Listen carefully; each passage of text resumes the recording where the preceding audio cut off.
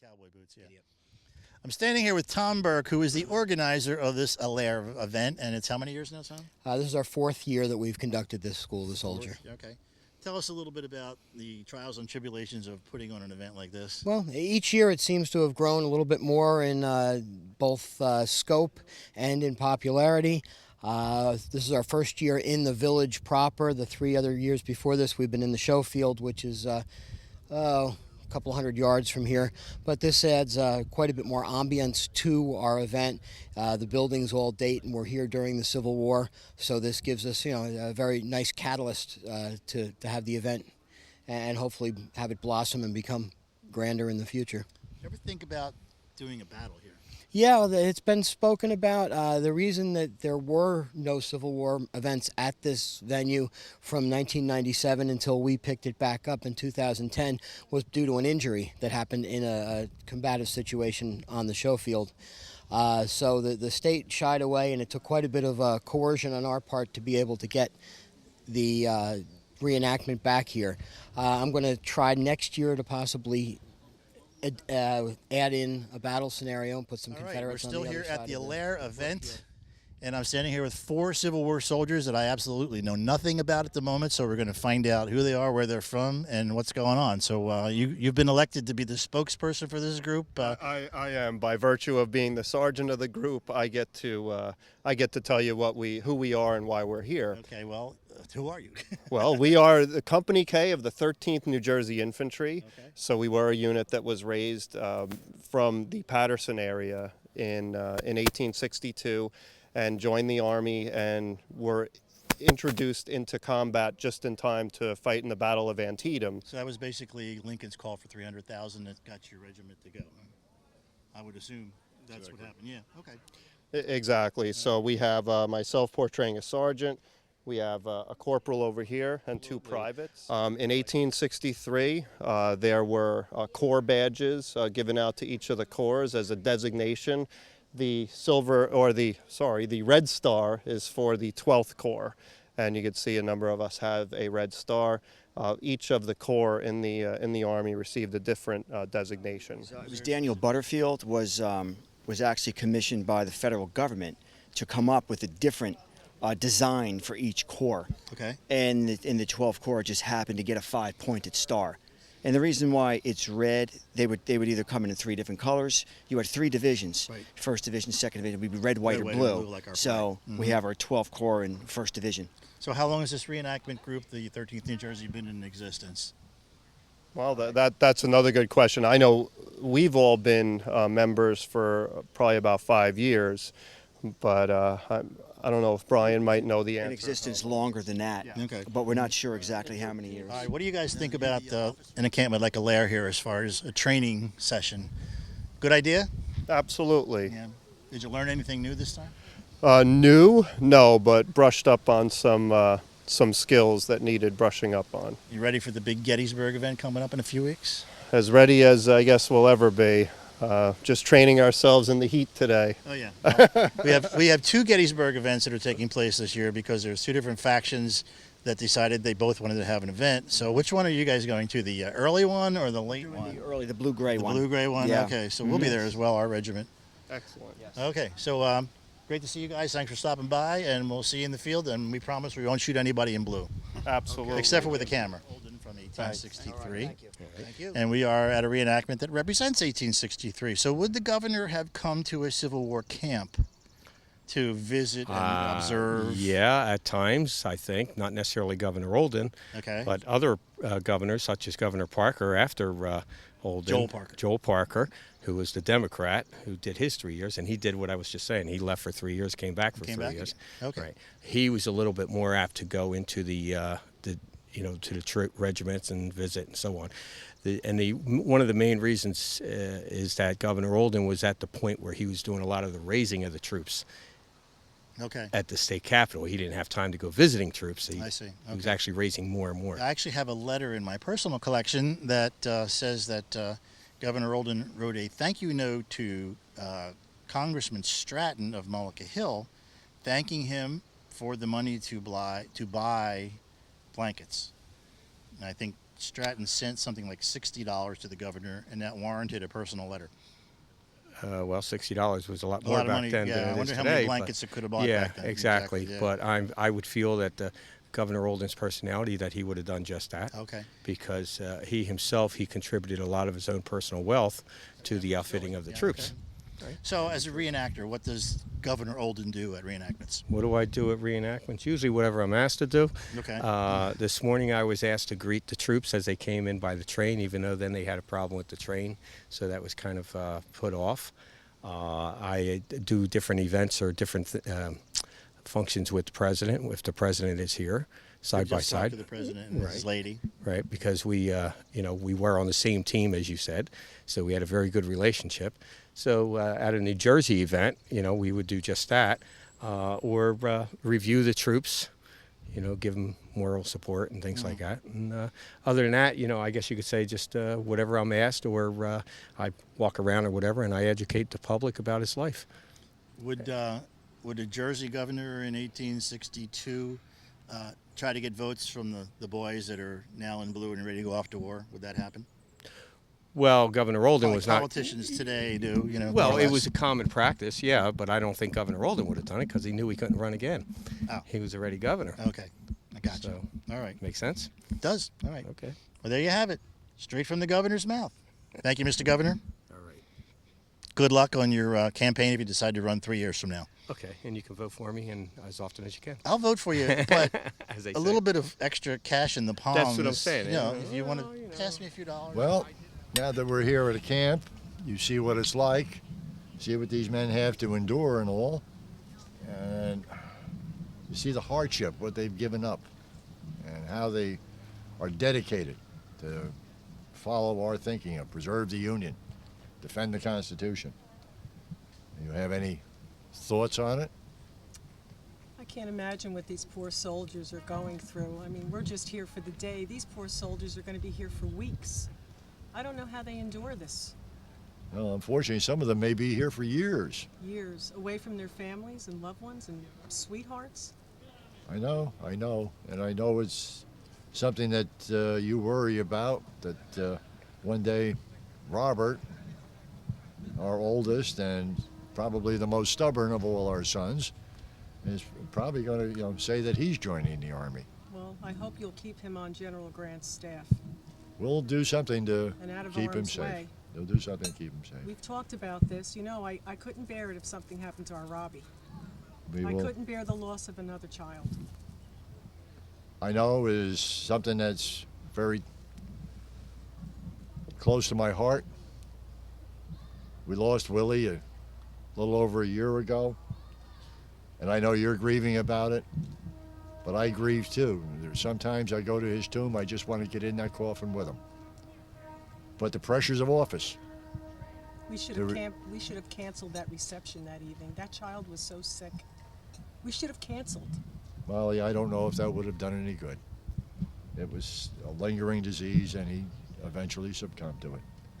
I'm still not sure why the good Lord took him. The only thing I can think of is that He was just too he good was for too this good for earth. this earth. And God called him home. But one day we'll all be together again. As I said, these men have fought, they've died, they've lost friends, relatives, and that weighs heavily on me. And I don't see an end to this. I have some encouraging news that we're now enlisting black troops, former slaves and freed black men. They're good men. And I think they'll do their duty. I'm hoping to see the results. But yet, just a couple of weeks ago, Chancellorsville, General Hooker has the opportunity and loses it, driven back again. And I just don't know who was going to do this. All of a sudden, also, Jackson, we don't know where he is. Longstreet, we don't know where he is. Lee, we don't know where he is. And I'm told Stewart is moving north with his cavalry. Something is wrong. I've got to find a commander that's going to find out what's going on and do something about this situation. Who do you think can fill those shoes? There has been some names recommended to me. Hancock, Reynolds, Meade.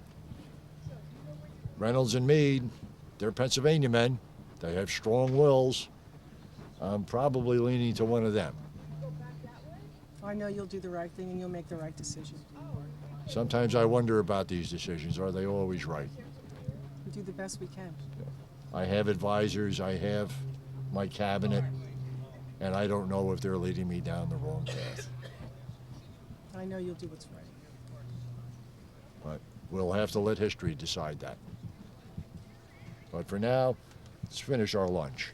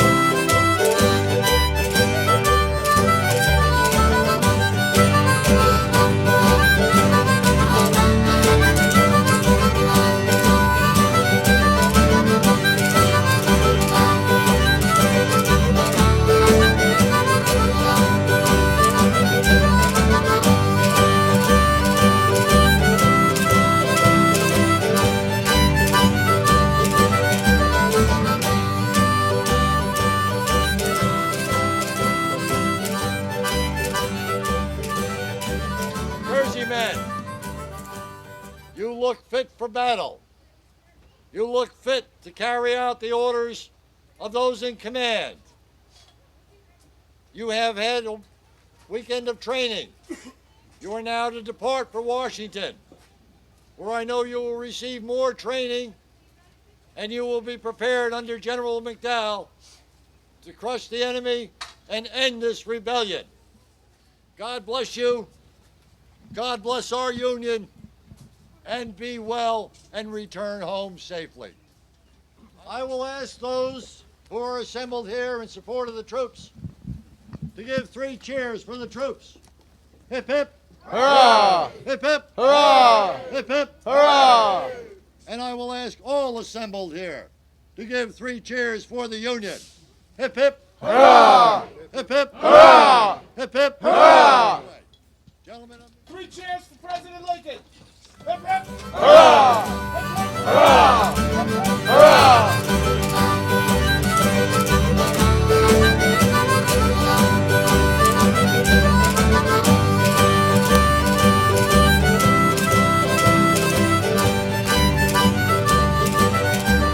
How many places this car?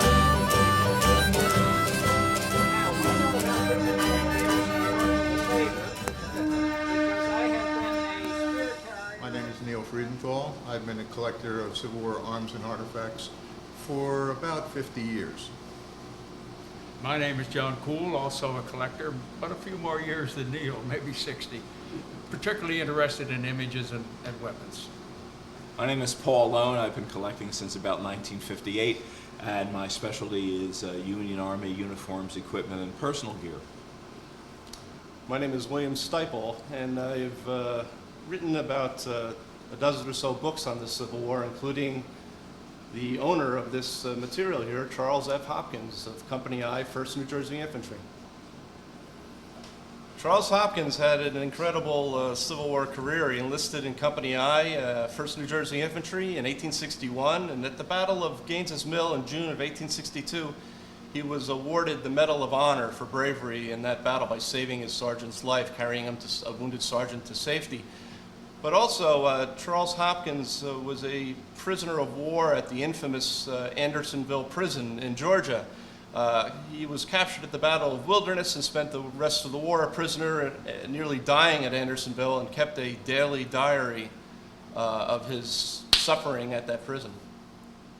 So we have this wonderful grouping of Corporal Hopkins here. Personal items, uniform, documents. So starting over here, we have a lap desk, something that might have been carried in the war with him, but and it's filled with personal mementos, mostly from after the Civil War. There are reunion badges in here from his organization and from the Survivors, Prisoner of War Survivors Association. We have his stencil, a change purse, a memorandum book.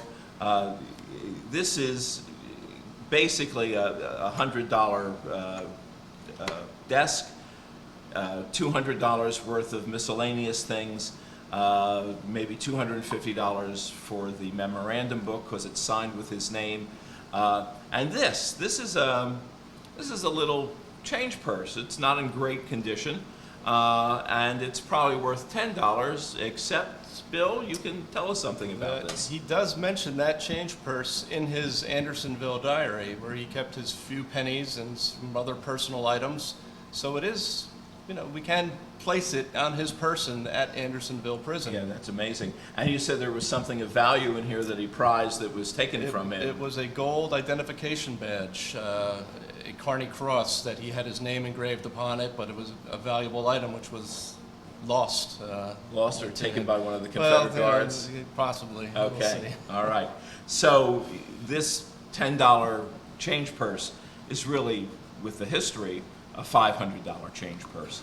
A nice clipping done in the 1920s of him receiving the second version of his Congressional Medal of Honor, probably $50. A group of documents that were some letters, some post-war reminiscences, maybe another $200, and so we also have this uniform. What can you tell us about the uniform? Well, the uniform is a post-war uniform. It was his uniform for the GAR, the Grand Army of the Republic, which was the Civil War Veterans organization. It's a nice double-breasted GAR uniform. It also has a typical, probably 1880s cap or kepi, which again is a GAR, has a GAR wreath on it. Again, both of these are his Veterans Organization uniforms. As a straight uniform with the kepi, probably worth in the $750 to $800 range. Again, unidentified as a straight uniform. But John, you can tell us a little bit about the grouping and the identification, what that does to the value. Well, when you go to today's shows, you'll find that not all Civil War prizes have held up the last few years, but the one thing that has not gone down are groups like this from identified people who served with some substance, and it'll bring 30 to 40%, I would say, over and above the value of the individual items. That's just the way most dealers would price it. So probably higher. So we have $2,000 item by item with no identification, but taken together, I think we're looking at a grouping that certainly a dealer would be asking $3,500 to $4,500, maybe even a little bit more for. A really fine and historic group from a soldier that has a great story. If I could add one thing, about 7 or 8 years ago, Charles Hopkins' actual Andersonville diary that he kept was up for auction, and it did realize over $20,000 when it was sold. That was, again, a very important document, a daily diary from Andersonville Prison documenting his time as a prisoner. And then, so that doesn't get much better than that. Right. A Medal of Honor recipient's Andersonville diary did achieve $20,000 at auction. So it just shows what's still out there. So we're here now with Dennis Mersinski from the Toms River area, who brought some artifacts that belong to a 5th New Jersey soldier. Tell us a little bit about them and where you found them. Where I found them was quite interesting. A local antique dealer picked them out of the trash, actually, which is amazing that things like that will end up in the trash, but they occasionally do, I suppose, and it's a good thing when they get saved. Yeah. And who was the soldier? Corporal John M. Sutton of Company H, the 5th New Jersey. Okay. So we have a variety of badges here, along with a pocket hymnal and some other odds and ends that were preserved by the soldier. John, what can you tell us about these badges? This is a standard GAR badge, probably dating from 1885 or younger. They normally will bring around $100 at a show. Over here is the New Jersey Service Medal. Now these have numbers on the back which you can key to a table and find out who they belong to, and this was his. And you could go at least, it would be at least 400. You see them on eBay for less, but if they're keyed to some individual, they'll go for $350 to $400. And this is the scarce medal of the lot. I've owned one, Paul has one. They're around, very rare, and they're all keyed to that Hooker's Brigade, 5th New Jersey. Probably $1,200, so it's really a nice set. And you can add in a few dollars for the hymn book, of which there's quite an interest in lately. So we're looking probably at about, as a grouping, $2,000, maybe a tiny bit more, for this set. And it's really fine, and it's great that it was saved from the trash. Again, it just shows you what's out there and what there is that remains to be found.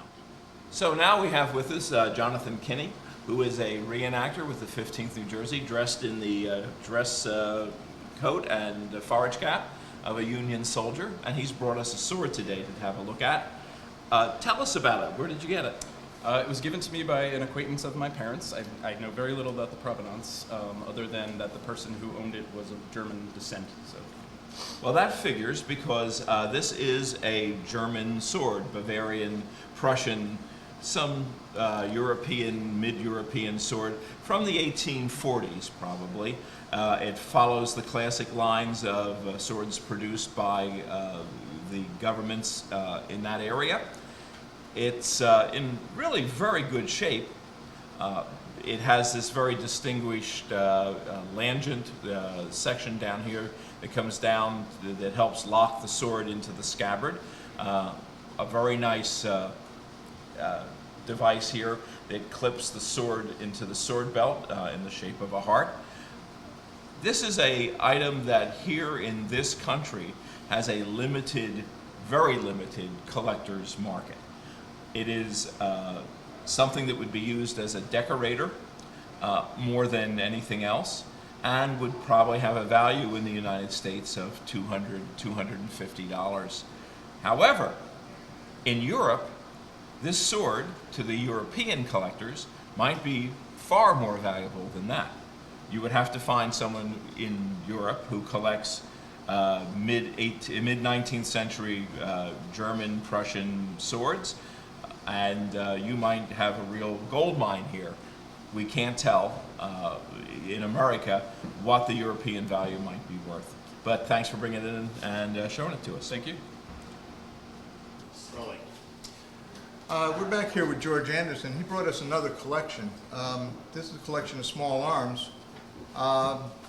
Some very interesting pieces in this collection. The revolvers that you see are several different makers. There are two Colts, which is this one, which is an 1860 Army model, an 1851 Navy model, which we'll talk about in a little bit. There's a couple of Metropolitans, I believe. One Metropolitan and two Manhattans. The first Colt we'll talk about is this one. This is an 1860 Army model Colt. It's probably second year production. It was the standard issue revolver of the Army. There were some issued to the Navy as well. This one does not appear to have any Army markings on it, so it's one of the civilian models. Condition is good. It's not in excellent condition, but it's a nice early example of the 1860 Army model. The 51 Navy model, which is, this one is about, probably about 1855, 1856 dated. It's what's called a third variation Navy model. Navy models are 36 caliber as opposed to 44 caliber for the Army model. This one has some interesting provenance, which you might want to tell us about, Joe. Yeah, it has on the back strap, this fellow put his name in there, D.T. Bassham. Daniel Tucker Bassham was part of the Jesse James gang for the Glendale train robbery and went to prison for it. And he was freed in 3 months, given a pardon, if he testified against Bill Ryan that they wanted to lock up. The other revolvers that we have here, we have these two Manhattans. This is more or less a standard model, which should have a plain blued barrel, standard walnut stocks. This would be a fancier one. This one is engraved, has ivory stocks which are carved, and this would be a higher grade gun. Again, this would be a private purchase gun. It would not be an issue for it, and both of these would be private purchase. Ranking officer might do this. It's a type of gun that might be bought as a presentation piece. Again, very, very nice guns, very, very interesting condition.